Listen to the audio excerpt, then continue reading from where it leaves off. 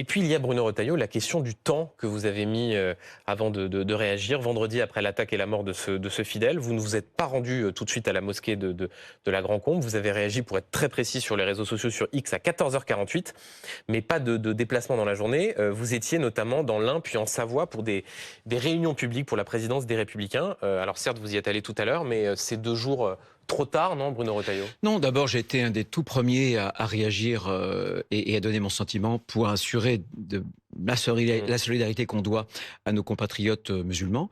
Ensuite, c'est toujours trop tard. Il est mort. C'est toujours trop tard. Et je n'ai pas voulu me précipiter dans la mesure où j'attendais des éléments d'enquête. J'attendais des éléments d'enquête. Attendez, Bruno Retailleau, on a vu le drame qui s'est passé à Nantes avec cette lycéenne qui a été poignardée mortellement, 3 autres lycéens qui ont été poignardés.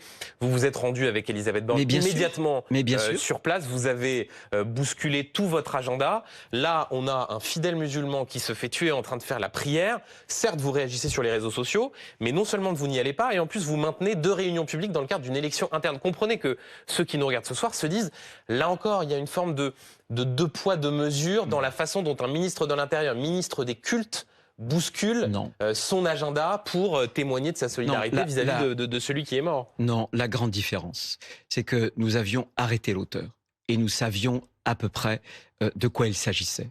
Je rappelle qu'au moment où, avec Elisabeth Borne, nous nous y sommes rendus, il y avait plusieurs vies qui étaient en jeu. Une adolescente était morte. Et il pouvait y avoir d'autres adolescents qui étaient morts. Lorsque je me suis rendu aussi à Mulhouse, on savait à qui on avait affaire. L'individu, le terroriste islamiste, avait été déjà arrêté.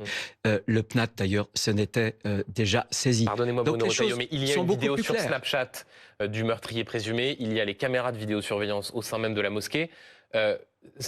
Est-ce qu'on peut vraiment croire au fait que vous n'y êtes pas allé simplement parce que vous n'aviez pas suffisamment d'éléments? C'est vraiment ça? Vous n'aviez pas d'éléments suffisants pour vous rendre compte le vendredi de la violence et de l'émoi que ça allait susciter? Mais vous avez, en France, 3 homicides par jour. Tous ces homicides, moi, je les ai pas tous systématiquement, mais certains parfois sont abominables. Je ne me déplace pas à chaque fois. J'ai, en sortant de ma réunion dès le vendredi, appelé pour savoir si on en savait plus. On m'a recommandé la prudence. Je ne savais pas qui avait pu le tuer. Donc je préfère garder un peu de distance, en savoir plus en matière d'enquête pour pouvoir m'y rendre. Si l'équivalent, Bruno Retailleau, s'était produit dans une église ou dans une synagogue, est-ce que vous auriez attendu 2 jours avant de vous y rendre? J'aurais souhaité en savoir plus, bien sûr. J'aurais souhaité en savoir plus. Si l'individu n'avait pas été arrêté, si les conditions du meurtre étaient floues, sans doute que j'aurais vraiment, je ne pense pas que j'y sois allé, je n'aurais pas fait 2 traitements différents, 2 poids, 2 mesures. J'en suis absolument certain. Mais vous comprenez que le fait de vous savoir dans une réunion publique avec des militants les Républicains, avec notamment Michel Barnier en Savoie, ça puisse susciter de l'émoi, notamment chez les Français de confession musulmane, qui voient un ministre de l'Intérieur, ministre des cultes, qui est en train de faire une réunion publique avec des militants au moment où il s'est passé ce qui s'est passé. Est-ce que d'ailleurs ça ne dit pas aussi de la difficulté d'avoir les 2 casquettes à la fois, d'être en même temps ministre de l'Intérieur et en même temps candidat dans une élection interne? Non, parce que je privilégie toujours, ma priorité, c'est ma fonction ministérielle.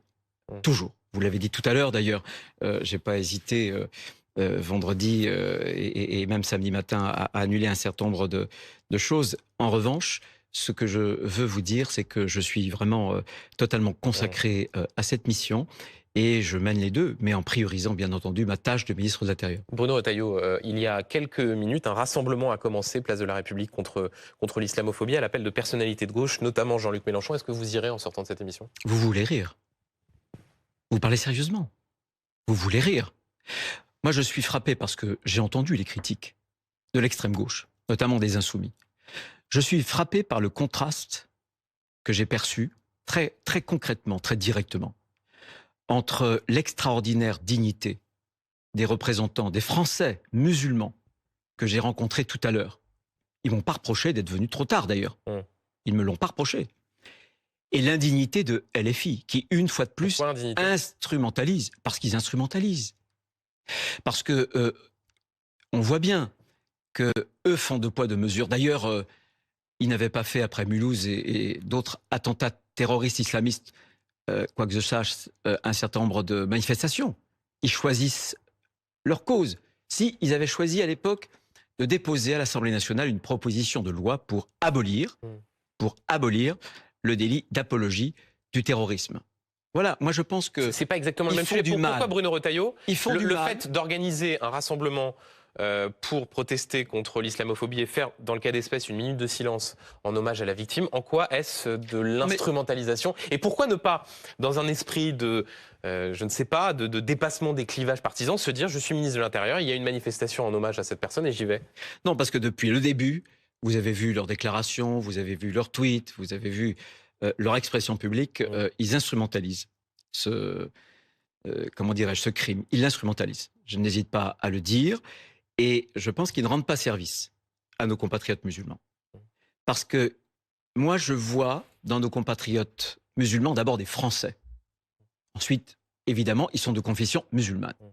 Mais eux, ils ont une formidable ambiguïté vis-à-vis de l'islamisme, qu'ils ne dénoncent jamais, et ils ont une extraordinaire complicité avec l'antisionisme, qui leur permet souvent d'attiser les braises rougeoyantes de l'antisémitisme. C'est une forme d'instrumentalisation. Je voudrais qu'on écoute Jean-Luc Mélenchon qui a pris la parole il y a quelques instants, place de la République. Il vous a cité et vous réagissez juste après. Écoutons Jean-Luc Mélenchon. Dans notre pays, une ambiance, un climat islamophobe a été entretenu, cultivé des mois durant. Et chacun, jusqu'au plus officiel, s'est senti autorisé à faire des déclarations dont sans doute peut-être il ne mesurait pas toute la portée et toute la violence. Par exemple, quand le ministre de l'Intérieur, dans une réunion, dit « abat le voile », imagine-t-on que quelqu'un ait crié « abat les crucifix ». Jean-Luc Mélenchon, qui là vous cible directement, vous serez responsable d'un climat islamophobe. Bien sûr que Jean-Luc Mélenchon me cite, que l'extrême gauche me cite. J'ai dénoncé l'extraordinaire complicité dont ils font preuve. C'est d'ailleurs pas moi, c'est monsieur Ruffin dans un livre qui avait dénoncé la distribution de tracts dans des banlieues différenciés par rapport au faciès, voyez. Oui, mais attendez Bruno Retailleau, là vous répondez effectivement sur des bisbilles qu'il y a pu avoir entre François Ruffin et Jean-Luc Mélenchon. Ce que dit Jean-Luc Mélenchon là, c'est il y a un climat islamophobe. Reprenons par ailleurs le terme, là encore, qu'a utilisé François Bayrou dans l'après-midi. Et il cite notamment ce que vous avez dit à l'occasion d'un meeting. Il y avait plusieurs personnalités qui prenaient la parole, notamment Manuel Valls, où sur la question de l'interdiction du voile dans les compétitions sportives, vous avez dit « abat le voile ». Quand il y a un climat de haine contre les musulmans, est-ce que quand on est ministre de l'Intérieur, on peut prendre la responsabilité de dire à la tribune « abat le voile ». Cela fait partie des choses qui alimentent un climat de ressentiment ou de haine contre les Français de confession musulmane. Deux choses. Jean-Luc Mélenchon et ses amis, les Insoumis, LFI, font du communautarisme. Mais je vous pose une question sur vous et vous répondez sur le communautarisme des Insoumis. Je vais vous répondre, mais vous m'avez demandé de réagir aux propos de Jean-Luc Mélenchon. Je réagis. Ce qu'il ne cesse de faire, c'est un communautarisme pour draguer le vote des Français musulmans.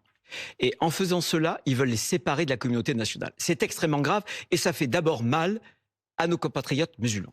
Ensuite, quand je parlais du voile, j'ai utilisé cette expression dans un cadre bien précis parce qu'il y avait un texte dont j'avais d'ailleurs co-signé la PPL au Sénat qui interdisait pour les compétitions sportives fédérales le voile.